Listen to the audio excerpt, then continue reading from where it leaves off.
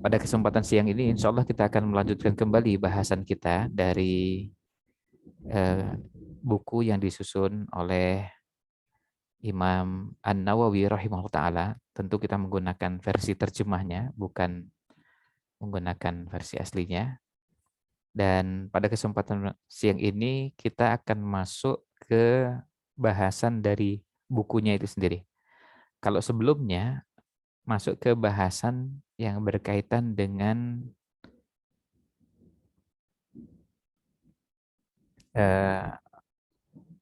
pengantar dan terakhir sampai pada biografinya Imam An-Nawawi, penulis buku ini. Nah, kita akan masuk dan hari ini kita akan mulai masuk ke inti bukunya. Jadi bukan lagi pengantarnya, tapi inti dari buku karya Imam An-Nawawi rahimahullah ta'ala. Sini kita bisa lihat judul terjemahnya Sirah Nabi Muhammad Shallallahu Alaihi Wasallam yang disajikan dengan ringkas, mudah, dan akurat. Penulisnya Imam An-Nawawi, kemudian disertai dengan sedikit komentar, takhrij hadisnya, dan yang lainnya. Nah, kita lihat di sini pendahuluan. Jadi sudah masuk ke bukunya Imam An-Nawawi. Bismillahirrahmanirrahim. Imam Abu Zakaria Yahya bin Syaraf An-Nawawi Ad-Dimashqi rahimahullah ta'ala mengatakan. Jadi biasanya kita mengenal dengan nama Imam An-Nawawi. Nama lengkapnya berikut kunyahnya Imam Abu Zakaria, ini kunyahnya. Nama beliau Yahya. Nama bapaknya Syaraf, Yahya bin Syaraf. An-Nawawi Ad-Dimashqi, dinisbahkan ke Dimashq, ke Damaskus. Yang kita semua ketahui, Damaskus merupakan salah satu wilayah di negeri Syam. Sekarang berada di negara Suriah. Beliau mengatakan, beliau memulai pembahasan sirah Nabi ini dengan menyebutkan nasab Rasulullah Shallallahu Alaihi Wasallam. Nasabnya Rasulullah Shallallahu Alaihi Wasallam, beliau Shallallahu Alaihi Wasallam adalah namanya Muhammad dan namanya dengan kata tunggal Muhammad. Jadi bukan Muhammad siapa, tapi Muhammad. Rasulullah SAW bin, berarti ini akan menyebutkan nama ayahnya. Bin Abdullah. Bin Abdul Muttalib, ini kakeknya. Nah, selanjutnya dari kakeknya sampai ke atas, itu bin Hashim, bin Abdi Manaf, bin Qusay, bin Kilab, bin Murrah, bin Ka'ab, bin Lu'ay, bin Ghalib, bin Fihr, bin Malik, bin An-Nadr, bin Kinanah, bin Khuzaimah, bin Mudrikah, bin Ilyas, bin Mudar, bin Nizar, bin Ma'ad, bin Adnan. Nah, ini nasab Rasulullah Shallallahu Alaihi Wasallam dari mulai bapaknya sampai dengan Adnan. Kemudian di sini diberikan keterangan sudah cukup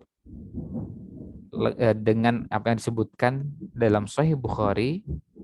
Nanti bisa dilihat Sahih Bukhari berikut Fathul Bari, syarahnya juga terdapat dalam Zadul Ma'ad karya Imam Ibnu Qayyim. Lalu Sahih Bukhari disertai dengan penjelasannya Fathul Bari juga bisa kita dapatkan penjelasannya. Jadi ini namanya, nama lengkapnya biasanya yang diajarkan di tingkat sekolah adalah mengenalkan nama Rasulullah SAW, Muhammad SAW, kemudian nama bapaknya dan sampai nama kakeknya. Muhammad bin Abdullah bin Abdul Muttalib. Biasanya sampai di situ. Ini yang biasa umum dikenalkan. Nah, di sini nama disertai dengan nasab lengkap sampai dengan Adnan. Dan ini diriwayatkan dari jalur yang sahih. Tentu kalau yang ingin menghafal dan mengenal lebih lengkap akan lebih baik atau lebih utama kalau bisa menghafalnya sampai dengan Adnan. Nah, nanti di lanjutannya Imam Nawawi di beberapa bagian memberikan keterangan cara penyebutan beberapa nama, tidak semuanya, untuk menghindari kesalahan dalam penyebutan nama. Jadi untuk antisipasi supaya jangan sampai terjadi kesalahan penyebutan nama.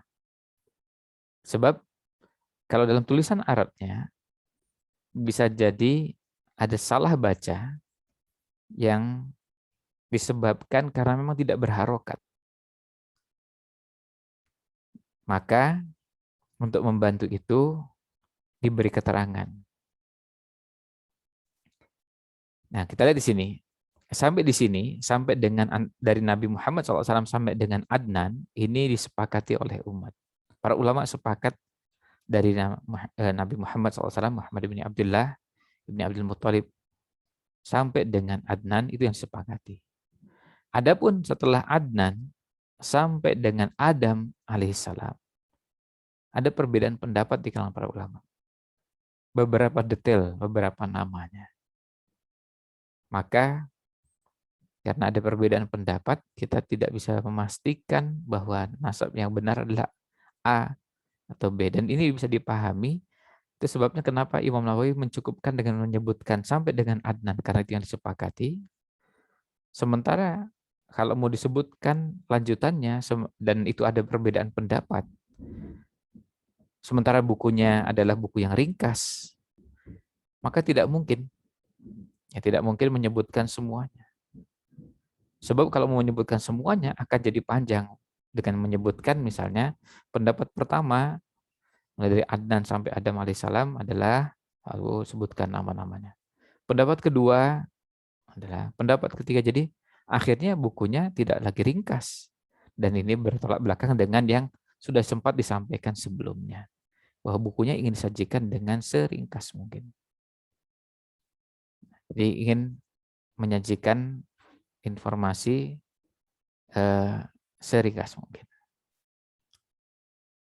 Nah, wajar kalau dengan pertimbangan tersebut dipilih yang disepakati, kemudian sisanya disebutkan cukup dengan isyaratkan bahwa sini ada perbedaan pendapat. Tapi semuanya sepakat. Jadi semuanya sepakat bahwa dari Adnan itu sampai dengan Adam alaihissalam. Nah, detail-detailnya inilah yang diperselisihkan. Ada perbedaan pendapat tentang detail-detailnya ini siapa, lanjutannya ini siapa. Dari Adnan sampai dengan Adam alaihissalam. Jadi bukan perbedaannya mengenai apakah Adnan itu keturunan Adam atau bukan, tapi detail-detail namanya. Nah, kemudian menurut para ulama tidak ada sedikit pun yang mengenai hal ini yang bisa dijadikan pegangan. Artinya, karena tidak ada acuan yang baku, tidak ada riwayat yang sohiha, maka tidak bisa dijadikan acuan dalam penetapan. Ya, tidak bisa dijadikan acuan dalam penetapan nama-nama tersebut. Lalu di sini sebutkan kusoi dengan mendommahkan qafnya. Ya.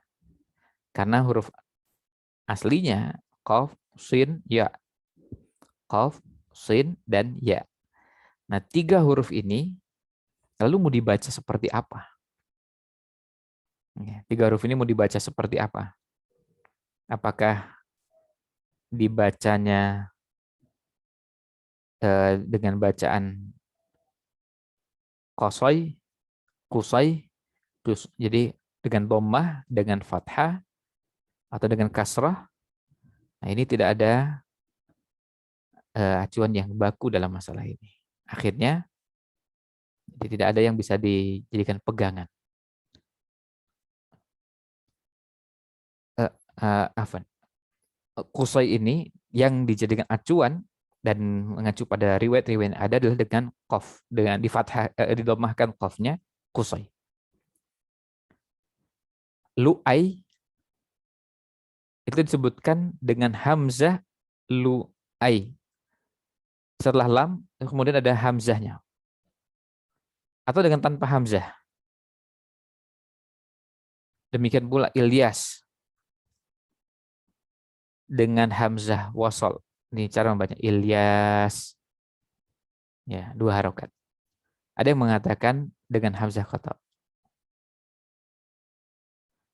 Nah, itu berkaitan dengan nama-nama yang ada ini. Ini yang disepakati oleh para ulama. Dari Nabi Muhammad SAW sampai dengan uh, ya sampai dengan Adam, ya sampai dengan Adnan, itu yang sepakati. Dari Adnan sampai Adam alaihissalam itu yang ada perbedaan pendapat. Nah, selanjutnya kunyahnya dan namanya. Jadi kunyah itu panggilan untuk pengganti nama asli, biasanya dengan memakai istilah abu untuk laki-laki, ummu untuk perempuan. Dan ada kebiasaan pada sebagian masyarakat, dan itu yang umum, nama kunyah ini diambil dari nama anak yang paling besar. Misalnya gini, ada 5 anak.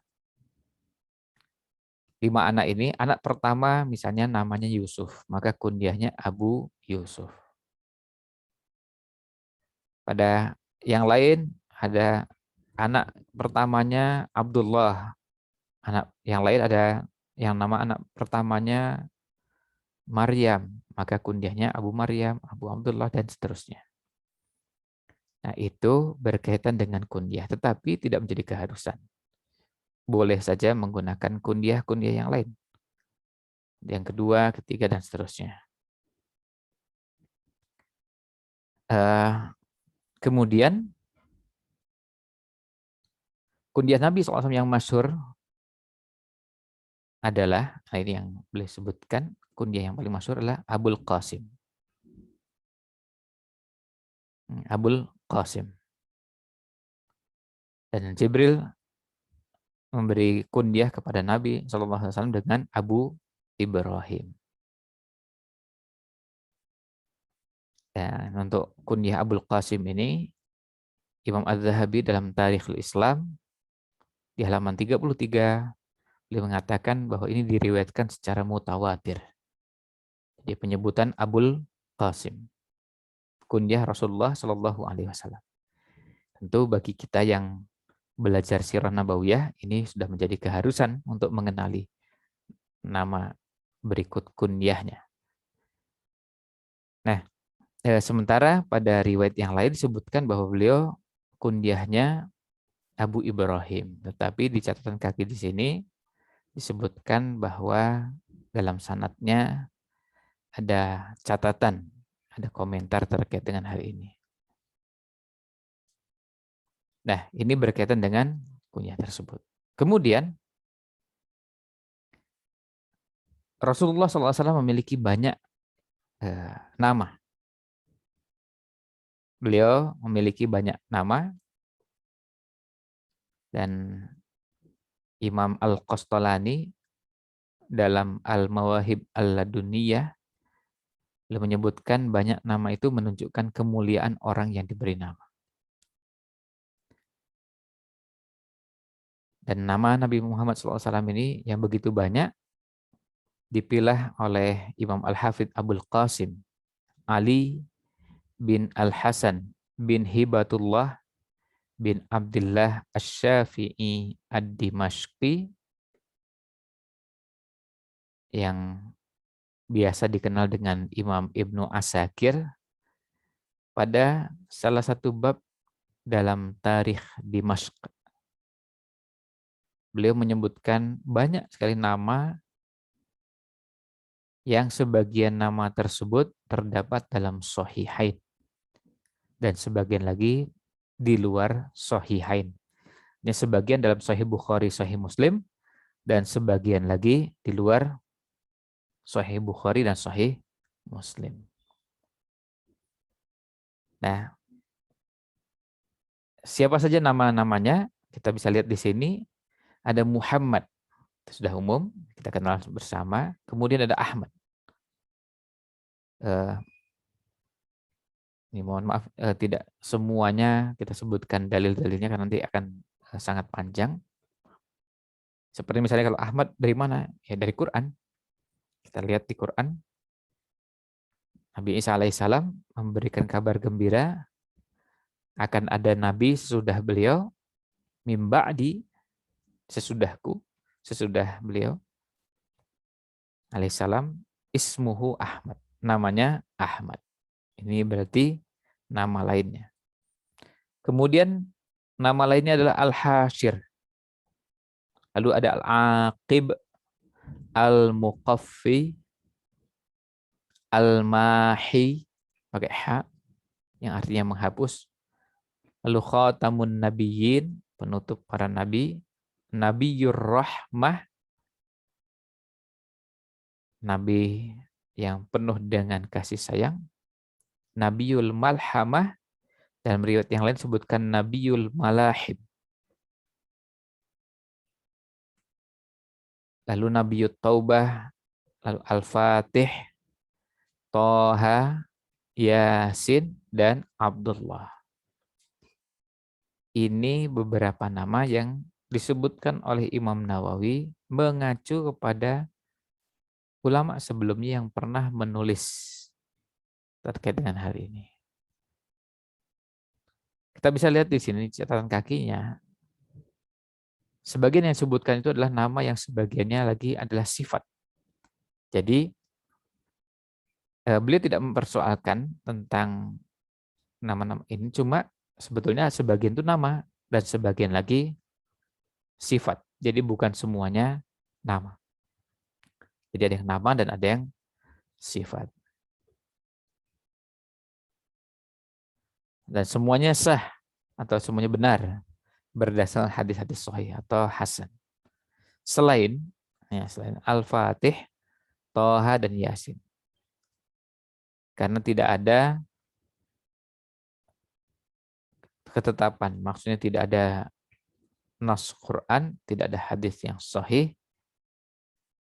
yang menyebutkan ketiga nama ini sebagai nama Nabi Muhammad Shallallahu Alaihi Wasallam. Kalau Al-Fatih, Imam Az-Zahabi mengatakan dalam sirah dan uh, dari Tarikhul Islam di halaman 33 bahwa ini diriwayatkan dengan sanad yang lemah dari Abu Tufail untuk penamaan Al-Fatih untuk Nabi Muhammad Shallallahu Alaihi Wasallam. Sedangkan Toha diriwayatkan dari Ibnu Abbas dan dinukil uh, darinya Al-Kalbi. Idealnya yang meriwayatkannya Al-Kalbi. Namun Al-Kalbi ini rawi yang dijuluki matruk. Nah, rawi yang matruk ini tidak bisa diambil riwayatnya. Bahkan yang sahih dari Ibnu Abbas bahwa Toha adalah ya rojul, wahai laki-laki. Dan ini yang dipilih oleh Imamul Mufassirin, Ibnu Jarir At-Tabari dalam tafsirnya. Selanjutnya untuk Yasin, nah, nama Yasin ini dan juga Toha tidak ada hadis yang sahih yang menjelaskan hal ini. Dan keduanya adalah nama surat dari Al-Quran.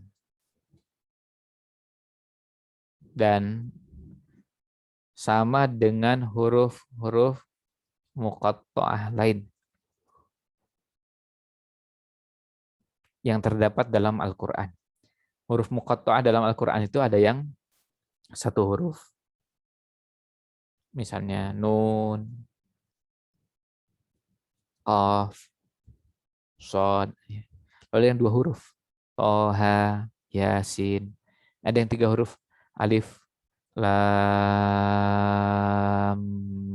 mim.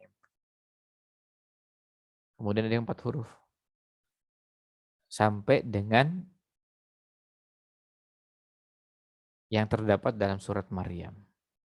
Kaf, ha, ya, ain, sod.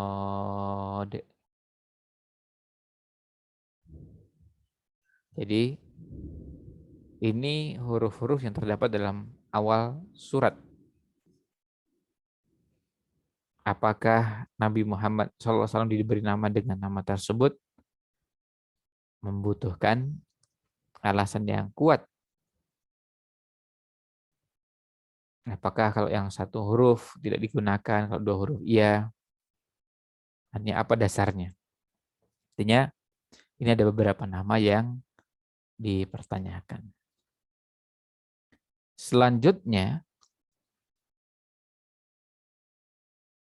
Imam Al-Hafidh Abu Bakar Ahmad bin Husain bin Ali Al-Baihaqi mengatakan, sebagian ulama menambahkan, Allah menyebutkan beliau dalam Al-Quran dengan sebutan Rasul, Nabi, Ummi. Ummi itu artinya yang tidak bisa tulis baca. Kemudian syahid, yang menjadi saksi, mubasyir, pemberi kabar gembira, nadhir, memberi peringatan, lalu da'iyan ilallahi bi'idnihi wa sirajam munira, da'i yang menyeru ke jalan Allah, maksudnya kepada agama Allah dengan izinnya, dengan izin Allah, dan yang menjadi pelita bagi siapapun, dan pelita itu adalah pelita yang menerangi. Sehingga jalan hidup ini menjadi terang benderang.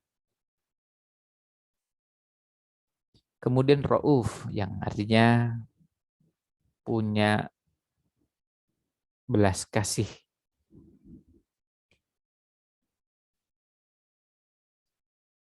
Rahim yang artinya penyayang. Muzakkir, ya, fadzakir innama anta muzakkir, yang artinya yang memberi peringatan atau yang mengingatkan. Dan Allah menjadikannya sebagai rahmat, nikmat, dan hadi, yang artinya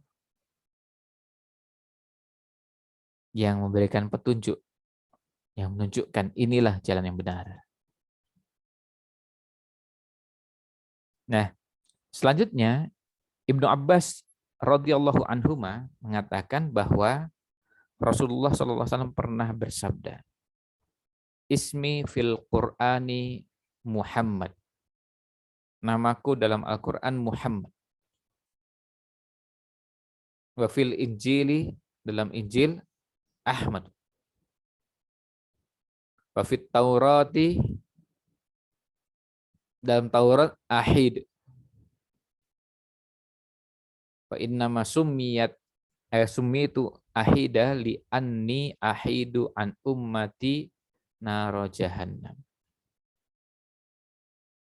Dan saya diberi nama dengan nama Ahid karena saya menghalangi umat saya dari ancaman neraka. Nah, kata beliau, saya katakan sebagian dari nama yang disebutkan adalah sifat. Mereka menyebutnya sebagai nama adalah itu bentuk dari majaz biasa. Jadi ketika kita menyebutkan Nabiur Rahmah, itu bukan nama sebetulnya. Nabiur Rahmah itu sifat. Sama seperti kalau kita menyebut Rasulullah SAW sebagai hadian.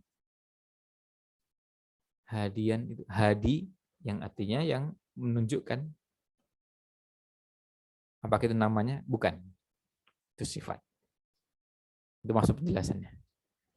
Kemudian Imam Al-Hafidh Al-Qadi Abu Bakar Ibnul Arabi Al-Maliki dalam kitabnya Al-Ahwati fi Syarh Tirmidzi Beliau mengatakan sebagian kaum sufi mengatakan Allah memiliki 1000 nama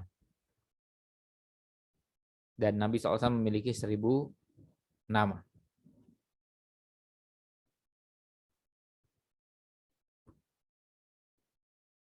Ini ya kita bisa lihat di sini catatan kaki pembatasan mereka terhadap nama Allah SWT bahwa jumlahnya 1000 ini bertentangan dengan hadis yang sahih yang redaksinya as'aluka, aku memohon kepadamu,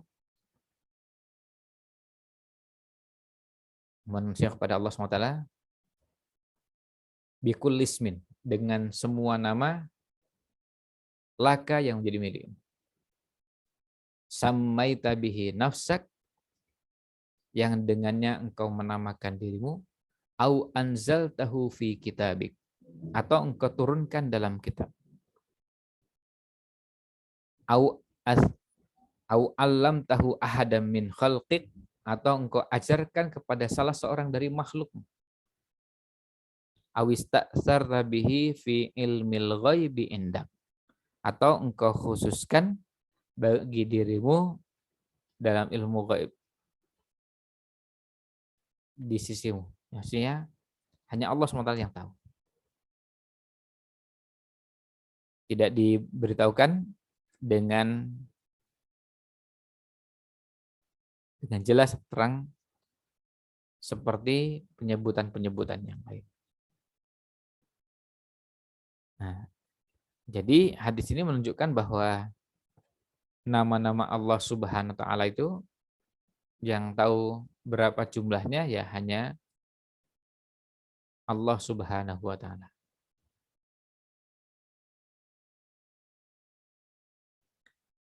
Nah,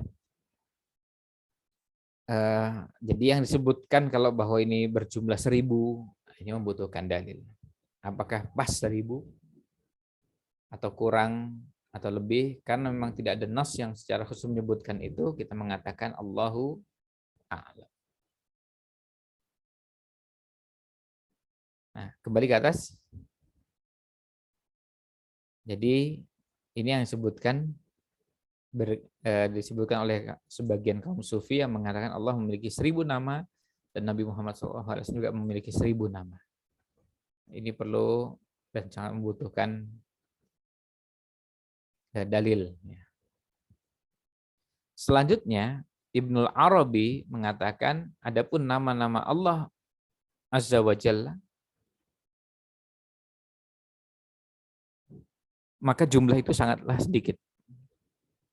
Kalau jumlah yang disebutkan tadi itu sangat sedikit. Adapun nama-nama Nabi SAW maka saya tidak menghitungnya kecuali dari sisi riwayat yang jelas menyebutkan dengan sighat, dengan redaksi nama yang jelas. Ternyata saya mendapati dari nama tersebut hanya 64 nama. Kemudian beliau menyebutkannya secara terperinci disertai dengan penjelasan yang panjang lebar dan penjelasan yang bagus. Lalu beliau menyatakan beliau pun memiliki selain nama-nama ini. Jadi sudah menyebutkan begitu banyak, berikut penjelasannya, lalu beliau menyatakan Nabi Muhammad SAW masih memiliki nama selain nama-nama yang sudah disebutkan. Ini yang menunjukkan banyaknya nama Nabi Muhammad SAW. Tapi berapanya yang tidak bisa kita pastikan, bahwa kalau kebetulan kita sekarang di rumah yang namanya sendal itu, yang namanya anak gitu. Di rumah kita punya anak dan anak itu namanya kita berikan dengan nama tertentu, kemudian kita berikan nama panggilan yang kedua, ketiga, biasanya penamaan itu ada yang nama karena akrab di kampung, nama karena akrab di sekolah, tapi jumlahnya tidak banyak. Sementara Untuk Nabi Muhammad Shallallahu Alaihi Wasallam, nama-nama itu tentu kalau kita ingin menetapkan rujukannya, acuannya yang ideal adalah mengacu kepada Quran, kemudian kepada hadis yang sahih, dan kemudian dibantu dengan penjelasan para ulama. Nah, beberapa penyebutan yang ada dalam beberapa hadis atau dalam beberapa riwayat oleh beberapa ulama dikatakan itu bukan sebagai nama, tapi itu sebagai sifat. Ketika misalnya kita coba lihat naik ke atas lagi ini, ketika disebutkan di sini ada muzakir. Muzakir ini kalau kita lihat di Quran, fadzakir innama anta muzakir. Muzakir di situ oleh sebagian ulama dikatakan bukan nama ini tapi ini sifat bahwa beliau adalah orang yang memberikan peringatan, mengingatkan. Kemudian juga ada syahidan wa mubasysyira wa nadhira. Syahid jadi saksi. Syahid itu apakah nama beliau syahid atau sifatnya? Mubasysyir sebagai pemberi kabar gembira bahwa Nabi Muhammad SAW memberikan kabar gembira kepada umat manusia. Dia memberikan kabar gembira tentang janji-janji yang Allah telah sampaikan lewat lisan Rasulnya Shallallahu Alaihi Wasallam. Sampaikan bahwa orang yang beriman akan mendapatkan balasan ini, orang yang bertakwa akan begini, orang yang jujur akan begini. Tapi juga hati-hati ada nadhir. Beliau juga sebagai pemberi peringatan, hati-hati kalau sampai orang berbuat curang, kalau orang berbohong, sampai orang berbuat dolim, orang berbuat ini. Nah, Nabi SAW kemudian disifati juga sebagai nadhir. Kemudian da'iyan ilallahi bi'idnihi wa sirajam munira. Ini juga oleh beberapa ulama dikatakan ini bukan nama, tetapi ini lebih tepatnya adalah sifat. Ya, lebih tepatnya sifat karena beliau memang da'iyan ilallah.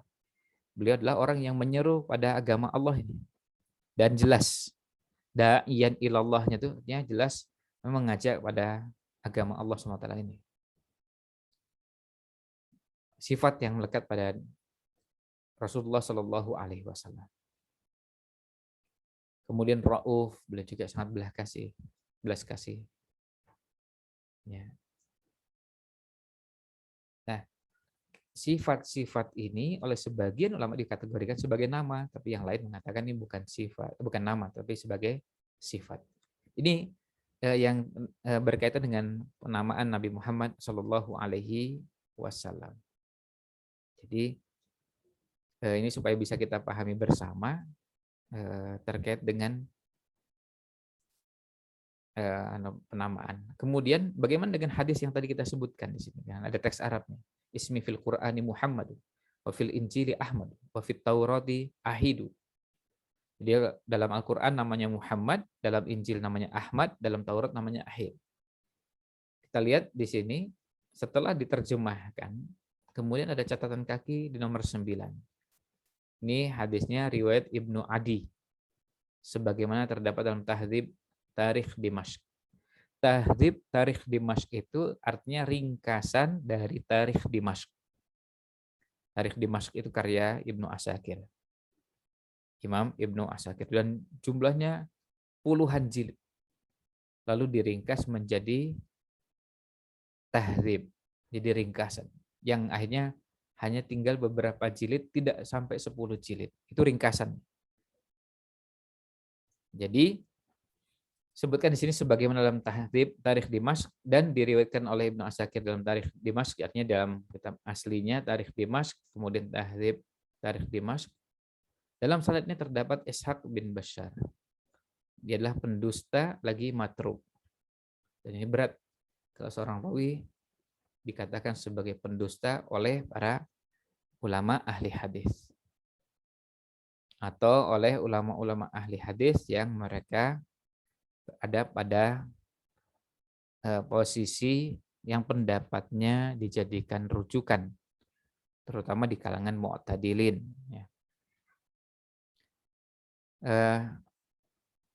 Kemudian di sini diberikan keterangan, silakan periksa dalam Mizanul I'tidal karya Imam Az-Zahabi. Maksudnya, kalau ingin melihat biografi orang ini dan penilaian Imam Az-Zahabi dan penilaian ulama-ulama yang lain sebelum Imam Az-Zahabi, bisa dilihat pada kitab yang berjudul Mizanul I'tidal.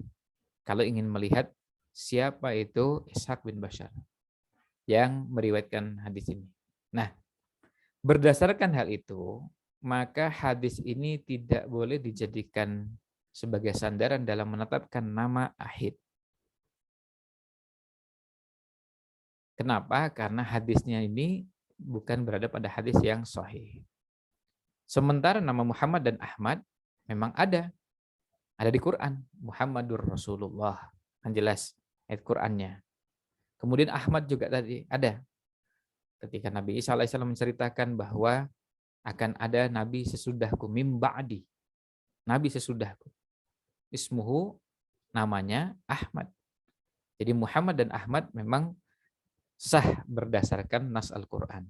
Tetapi untuk ahid membutuhkan dalil. Ya. Untuk ahid membutuhkan dalil dari, kalau Quran diperlukan dengan jelas penyebutannya dari mana, atau di dalam ayat berapa, di surat apa. Kemudian kalau hadis, ya hadisnya perlu hadis yang sahih. Kalau tidak sahih, nah ini yang susah untuk kita menetapkan nama sementara dasarnya tidak sahih. Sebab ini bukan wilayah orang memungkinkan ijtihad. Ini enggak ada ruang ijtihad. Ini masalah gaib yang hanya bisa diriwayatkan dengan riwayat-riwayat yang ada. Artinya tidak membuka ruang bahwa orang sekarang misalnya berijtihad ngasih nama-nama lain untuk Nabi Muhammad SAW. Ya, ini sudah masuk wilayah yang membutuhkan, ya, lebih tepatnya bukan gaib, tapi membutuhkan dasar yang jelas dari nas Quran atau hadis. Tidak bisa orang berijtihad menggunakan beberapa pemahaman yang ada. Beda dengan kalau itu tinggal ijtihadnya adalah mencari hadis-hadis yang sahih. Kemudian berhasil menemukan setelah mempelajari riwayat-riwayatnya, sanadnya, sampai pada kesimpulan nama X misalnya. Nah itu ijtihadnya benar. Dengan maksud bahwa ijtihadnya adalah prosesnya mencari, yang meneliti, mengkaji dari nas-nas yang ada. Tapi kalau ijtihadnya maksudnya adalah mencoba untuk melakukan proses dengan mengkiaskan misalnya, atau dengan proses yang lain, nah ini yang tidak memungkinkan. Intinya penamaan ini perlu dalil yang sahih di Quran atau hadis yang bisa dijadikan rujukan. Mau hadis hasan, hadis sahih, ya, bisa dijadikan rujukan untuk penetapan nama. Kemudian bagaimana dengan ibunya? Ibunda Rasulullah Shallallahu Alaihi Wasallam namanya Aminah. Itu sudah kita kenal bersama. Tapi nama lengkapnya Aminah binti Wahab bin Abdi Manaf bin Zuhrah bin Kilab bin Murrah bin Ka'ab bin Lu'ay bin Ghalib. Ini untuk nama ibu Nabi Muhammad Shallallahu Alaihi Wasallam. Aminah binti Wahab bin Abdi Manaf bin Zuhrah bin Kilab bin Murrah bin Ka'ab bin Lu'ay bin Ghalib. Jadi nanti kita bisa lihat di sini nama ibunya setelah disebutkan dengan menyertakan kakeknya, buyutnya, dan terus ke atas dengan nama Nabi Muhammad SAW dari jalur bapaknya. Ini nama bapaknya Abdullah bin Abdul Muttalib dan seterusnya. Nanti kita akan lihat antara bapak dan ibunya bertemu di kakeknya yang keberapa. Itu bisa dilihat dari kesamaan namanya. Dan kemudian nasab di atasnya dan begitu seterusnya. Kita kalau lihat kembali ke atas di sini pada nama Nabi Muhammad Shallallahu Alaihi Wasallam, kita bisa lihat di sini setelah Muhammad bin Abdullah bin Abdul Muttalib bin Hashim bin Abdi Manaf bin Qusay, lalu bin Kilab bin Murrah. Kemudian bin Ka'ab bin Lu'ay bin Ghalib. Nah, tadi juga pada ibu Nabi Muhammad Shallallahu Alaihi Wasallam juga kita temukan hal yang sama. Kita bisa lihat di sini pada ibu Nabi Muhammad Shallallahu Alaihi Wasallam itu Aminah binti Wahab bin Abdi Manaf bin Zuhrah. Lalu kita bisa lihat ini bin Kilab bin Murrah bin Ka'ab bin Lu'ay bin Ghalib. Mari kita coba cermati pada Kilab, lalu bin Murrah bin Ka'ab bin Lu'ay bin Ghalib. Nah, di sini penyebutannya pada nama Kilab bin Murrah bin Ka'ab bin Lu'ay bin Ghalib namanya sama dengan nama Nabi Muhammad SAW di atas ini. Nah, di sini Kilab bin Murrah bin Ka'ab bin Lu'ay bin Ghalib.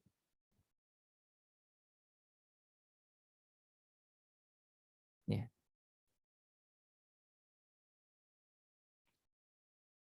Jadi ini nasabnya ayah dan ibunda Nabi Muhammad Shallallahu Alaihi Wasallam. Jadi bertemu di Kilab. Kilab bin Murrah bin Ka'ab bin Lu'ay bin Ghalibnya ini nanti sama. Sehingga kalau tidak disebutkan lanjutannya di sini pada nama ibunda Nabi Muhammad SAW, terus kemudian bagaimana selanjutnya sama dengan yang di atas. Jadi tidak perlu disebutkan, sudah cukup. Karena sudah bisa dipahami ini sama dengan nama bapaknya Nabi Muhammad SAW yang nanti kemudian ketemu di Adnan. Tapi pertemuannya antara nasab bapaknya dengan nasab ibunya sudah bertemu di Kilab. Ya, Kilab yang kebetulan anaknya Murrah bin Ka'ab bin Lu'ay bin Ghalib. Dan seterusnya sama. Nah ini jamaah sekalian rahimakumullah, bagian awal dari biografi Nabi Shallallahu Alaihi Wasallam, dan kita mengenal pada bagian yang berkaitan dengan atau ini masih pada bagian yang berkaitan dengan nama bapak dan ibu Rasulullah Shallallahu Alaihi Wasallam. Mudah-mudahan ulasan ini ada manfaat yang kita bisa ambil. Mohon maaf jika ada yang kurang berkenan. Wallahu a'lam. Sallallahu alaihi wasallam ala Nabi Muhammad wa ala alihi wa sahbihi ajma'in.